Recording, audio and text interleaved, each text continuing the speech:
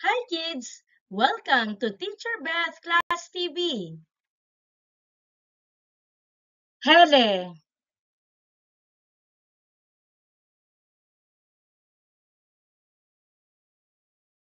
Today, we're going to discuss about the business opportunities and the kinds of retail stores. In this lesson, you will learn and understand the different business opportunities as well as the different kinds of retail stores. Are you ready? What is a business? Business is the practice of making one's living or making money by producing or buying and selling products or services. A business can range from small to large enterprise. Different business opportunities. A buy and sell business is the most common form of business because it circulates the production and equal distribution of goods or products. Retail merchandising refers to the procedures in selling goods directly to the customers through small amounts or quantities. The following are the different kinds of retail stores. Convenience store. Convenience store offers items that are daily needed by the people. One good example of a convenience store is a sari-sari store. A sari-sari store is a common startup business in the Philippines. It is normally located at the house of the owner. The goal of a sari-sari store is to provide the ease of buying the basic daily needs of the residents near it. These are some examples of convenience store. Department store. Department store offers different kinds of items or goods distributed in different parts, corners, or sections of the store. The store has different sections such as ladies section, men's section, and children's section. The store is usually placed in a strategic location where the items are arranged properly and evenly, and where the products are easily seen and found by the customers. It has several counter areas where the customers pay the bills for their purchased items, and each counter area uses a machine or easy storing of data and computation of items for cash or card transactions. These are some examples of department store. Grocery store. Grocery store usually retails food items. A large grocery store is called supermarket. Here are some examples of grocery store. Drugstore. Drugstore sells medicine and other health products. A drugstore must have an approval to operate from the Food and Drug Administration or FDA. Some of the drugstores nowadays also sell items similar to that of a grocery store. Here are some examples of drugstore. Bookstore. Bookstore sells books and other reading materials. They also offer other items such as school and office supplies. These are some examples of bookstore. Fruit stand. Fruit stand sells different kinds of fruits, usually in retail. It is very common in marketplaces. Here are examples of fruit stand.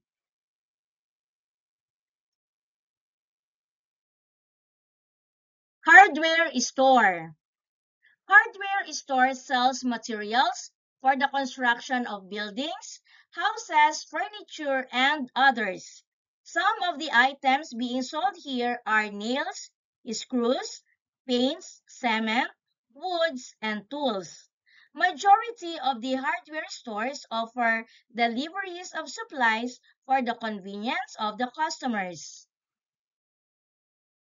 Here are examples of hardware store.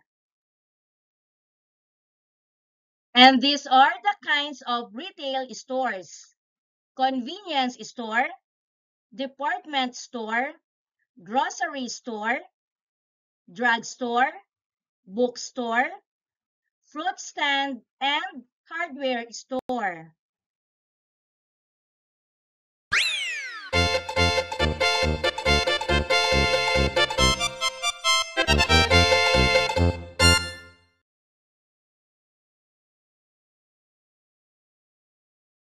Identify the kind of retail store being described. To actively participate in this activity, you may write your answer in the comment section. It sells materials for the construction of buildings, houses, furniture, and the like. And the answer is hardware store.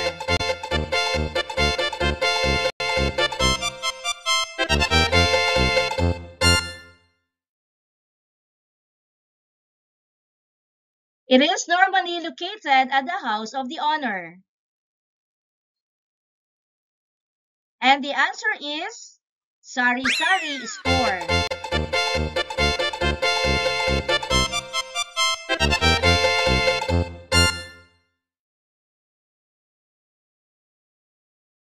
It sells different kinds of fruits, usually in retail.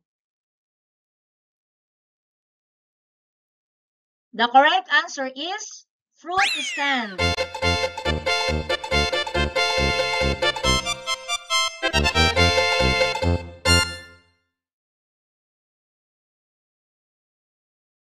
It sells school and office supplies.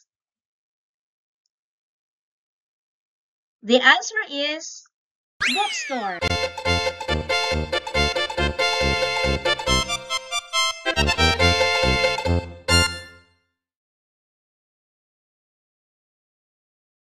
The items being sold here are nails, paint, cement, woods, and tools.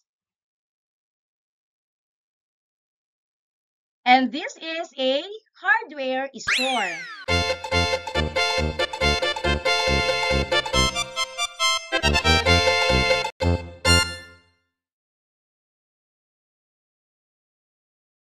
It sells medicine and other health products.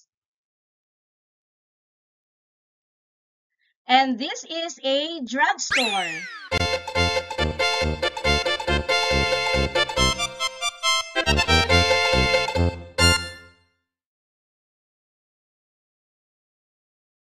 It is a large grocery store. The correct answer is supermarket.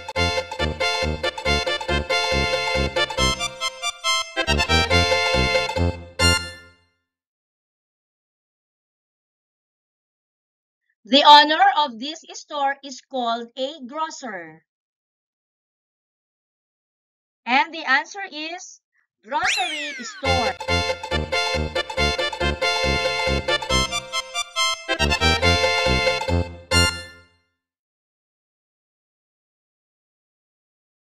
It sells books and other reading materials.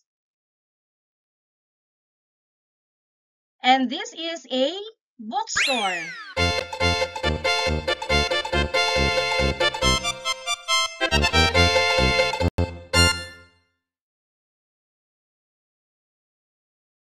It must have an approval to operate from the Food and Drug Administration or FDA.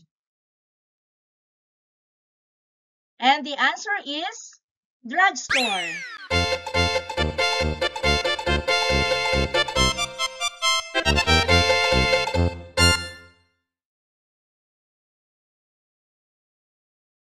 It offers items that are daily needed by the people.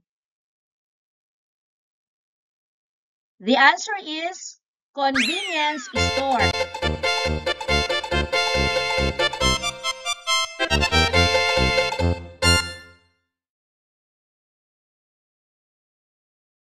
It offers different kinds of items or goods distributed in different sections of the store.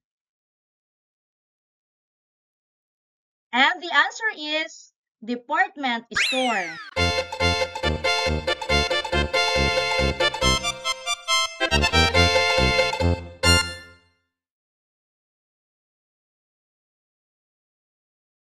The money or any resources which are necessary to begin a business. This is capital.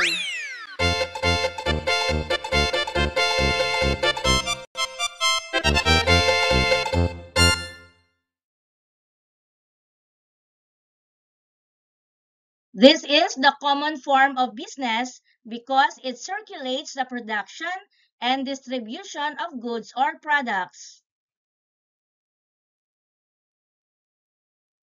The answer is buy and sell.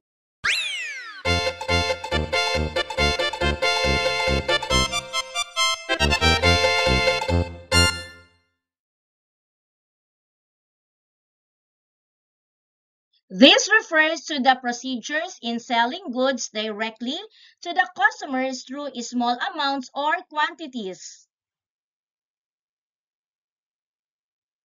And the answer is retail merchandising.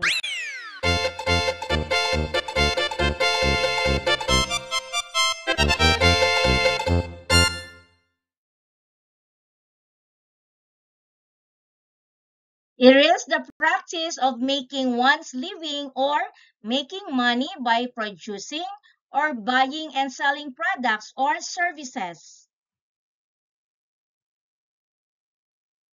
And the answer is business.